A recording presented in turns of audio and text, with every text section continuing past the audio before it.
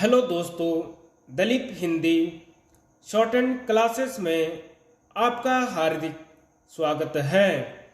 दोस्तों, आज की डिक्टेशन 80 शब्द प्रति मिनट की गति से बोली जाएगी। डिक्टेशन स्टार्ट करते हैं 5 सेकंड बाद।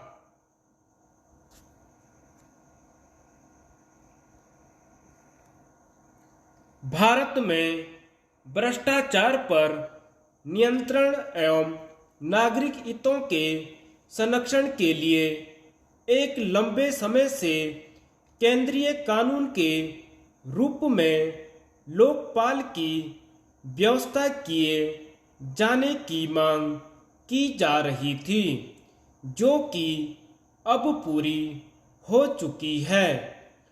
बहुप्रतीक्षित लोकपाल और लोकायुक्त विधेयक 2013 17 दिसंबर 2013 को राज्यसभा एवं 18 दिसंबर 2013 को लोकसभा में ध्वनि मत से पारित होने के बाद अब अधिनियम के रूप में अस्तित्व में आ चुका है। इसे 1 जनवरी 2014 को राष्ट्रपति की संस्तुति मिली और अधिनियम होने के उपरांत यह कानून के रूप में देश में लागू हुआ। अंततः मार्च 2019 में प्रधानमंत्री नरेंद्र मोदी, मुख्य न्यायाधीश रंजन गोगोई, तत्कालीन लोकसभा अध्यक्ष सुमित्रा महाजन तथा पूर्व अटॉर्नी जनरल मुकुल रोहतगी की चयन समिति ने सर्वोच्च न्यायालय के पूर्व मुख्य न्यायाधीश न्यायमूर्ति पिनाकी घोष को देश का पहला लोकपाल नियुक्त किया। यह कानून पाने के लिए कब कब क्या क्या प्रयास हुए तथा इसका स्वरूप क्या है, इन बिंदुओं पर चर्चा करने से पूर्व यह जान लेना समीचीन रहेगा कि लोकपाल कहते किसे हैं। आधुनिक शासन की बहती हुई शक्तियों से नागरिकों के हितों एवं अधिकारों की रक्षा करने के लिए जिन अनेक युक्तियों का आविष्कार किया गया, उनमें से लोकपाल भी एक है। वस्तुतः लोकपाल वह सरकारी व्यक्ति होता है जिसे किसी सरकारी व्यक्ति के खिलाफ शिकायतों की जांच पड़ताल करने का अधिकार प्राप्त होता है।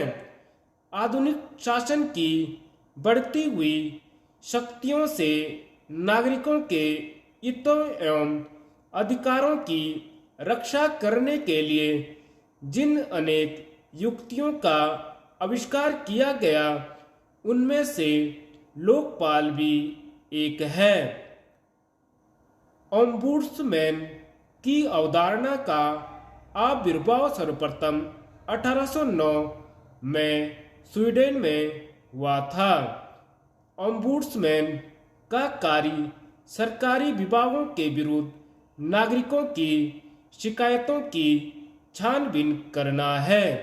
यदि उसे पता चलता है कि नागरिक की शिकायत सही है, तो वह उसके प्रति हुए अन्याय के निवारण का प्रयत्न करता है। इसकी भूमिका एक लोक अदालतकर्ता जैसी होती है।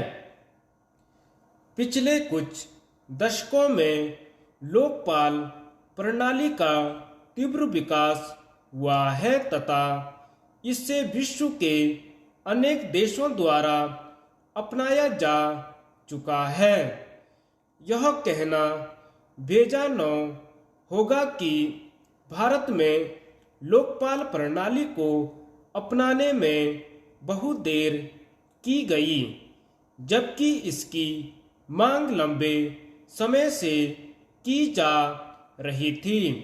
भारत में प्रशासन के विरुद्ध नागरिकों की शिकायतों की देखभाल करने के लिए एक लोकपाल प्रकार की संस्था के गठन का विचार पहली बार वर्ष 1963 में कानून मंत्रालय की अनुदान संबंधी मांगों पर चर्चा के दौरान सामने आया, परंतु वर्ष 1966 में पहली बार केंद्र में एक लोकपाल एवं राज्यों में लोकायुक्त को नियुक्त किए जाने का प्रस्ताव प्रस्तुत किया गया। चौथी लोकसभा में पहली बार वर्ष 1968 में एक लोकपाल विधेयक प्रस्तुत किया गया। हालांकि उसके बाद मात्र 1985 को छोड़कर यह बिल प्रत्येक लोकसभा में निरंतर गिरता रहा तथा सरकार द्वारा इसे वापस ले लिया गया।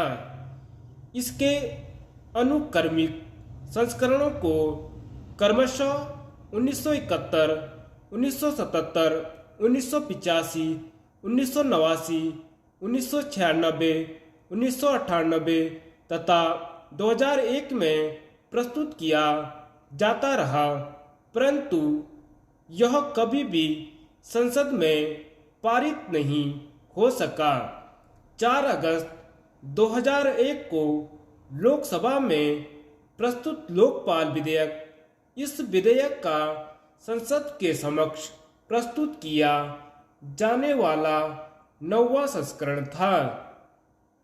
लोकपाल एवं लोकायुक्त अधिनियम 2013 सुशासन को प्रोत्साहित करने, भ्रष्टाचार से लड़ने तथा नागरिकों के वैधानिक अधिकारों को संरक्षण प्रदान करने में महत्वपूर्ण भूमिका निभाएगा।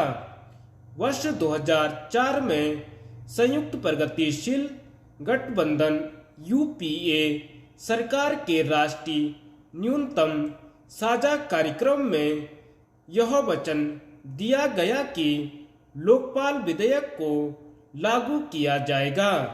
द्वितीय प्रशासनिक आयोग 2005 द्वारा भी यह सुझाव दिया गया कि लोकपाल के पद को बिना किसी विलंब के स्थापित किया जाए। जनवरी 2011 में यूपीए सरकार ने प्रणब मुखर्जी की अध्यक्षता में मंत्रियों के एक समूह का गठन किया, जिसे भ्रष्टाचार से निपटने के साथ साथ लोकपाल विधेयक के प्रस्ताव के परीक्षण पर भी अपने सुझाव देने थे। वर्ष 1968 से 2011 तक प्रस्तावित समस्त विधेयकों में सरकार द्वारा प्रधानमंत्री को भी कानून की परिधि में लाए जाने, परंतु न्यायपालिका को इससे बाहर रखने पर सहमति प्रदान की गई थी। अंततः वर्ष 2013 के दिसंबर माह में वह शुभ घड़ी आई जब लोकपाल विधेयक सारी बाधाएं पार कर गया और जनवरी 2014 में अधिनियम के रूप में लागू भी हो गया। लोकपाल एवं लोकायुक्त अधिनियम 2013 के मुख्य प्रावधान इस प्रकार हैं। केंद्र में लोकपाल और राज्यों के स्तर पर लोकायुक्त होंगे। लोकपाल में एक अध्यक्ष और अधिकतम 8 सदस्य होंगे, जिनमें से 50% न्यायिक सदस्य होंगे।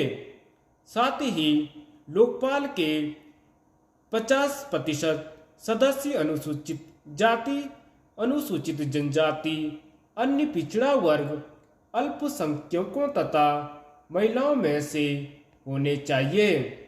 लोकपाल के अध्यक्ष और सदस्यों का चयन एक चयन समिति द्वारा किया जाएगा।